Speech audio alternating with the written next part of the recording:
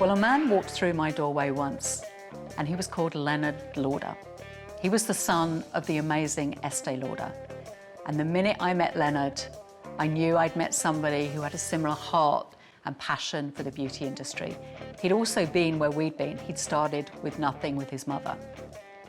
He asked if I'd be interested in an acquisition and for Estee Lauder Corporations to buy the company. Who wouldn't? I remember going home that night and knowing if I made that call and that decision, my life would change, and Gary and I would be in a whole different setting. I thought about it for a long time. I let the negotiations go backwards and forwards, and when you're selling a business or buying a business, you know what? Don't be too much of a hurry to get it done, because that is what you're inheriting. All of those things. It's not just about the check that comes at the end of it. That was very healthy and very nice. Thank you very much.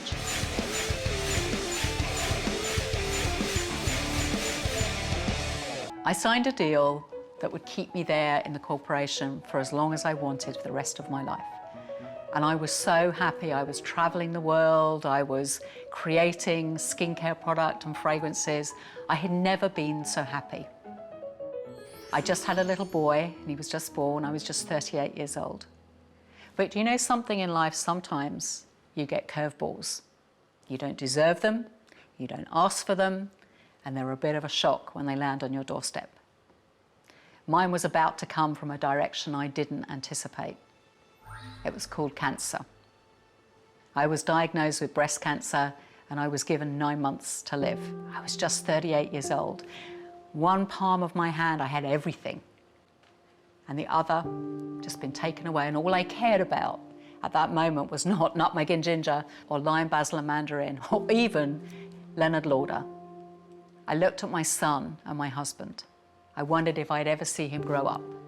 Would I see him get married, go to university, do all the things that normal families have? Or was my life going to be at an end? Was I going to last for 9 months? Well, you can see the evidence sitting before you. I did survive it. But I was one of the first women to take this really intensive chemotherapy.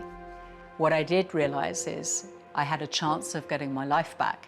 What I didn't realize, it would take my sense of smell. I never told a soul.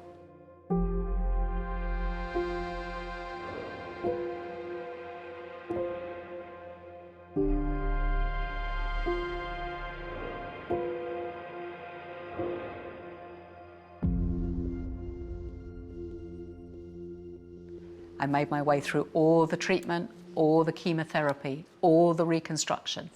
And then the day came when my doctor said, "Jo, the cancer has gone today. Go and live your life." And I flew back to London. I hadn't told anyone I couldn't smell. Back to work, back to the shop, but I knew something deep within me had gone. I was just Jo.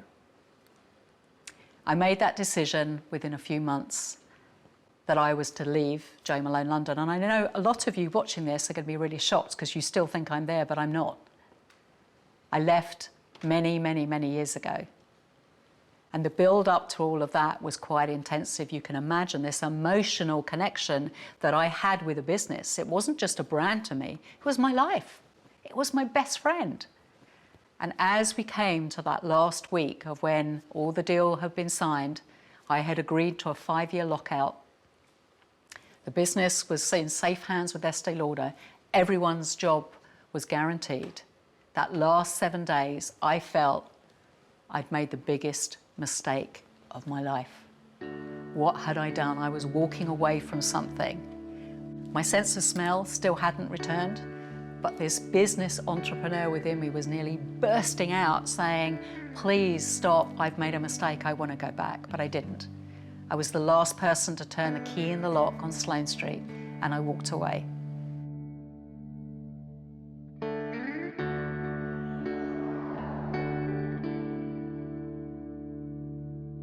And I didn't go near any department store, any fragrance shop, anything for 5 years, because it absolutely broke me inside that I'd made a huge mistake.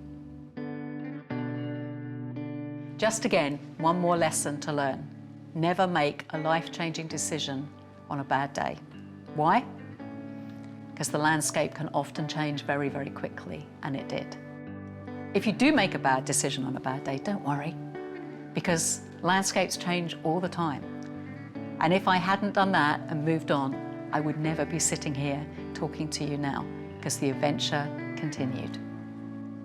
I didn't ever think after I left Jo Malone that I would ever enter back into the fragrance industry. But boy, was it calling me. And I missed it so much. I miss creativity. They say the world never stands still, and how true that is. It's true in creativity, it's true in business, it's true in generations. The thing that never changes is the continuity of a love of a product that you've had in your life. That never changes. The consumer will, when they love something, they continue to hold on to it.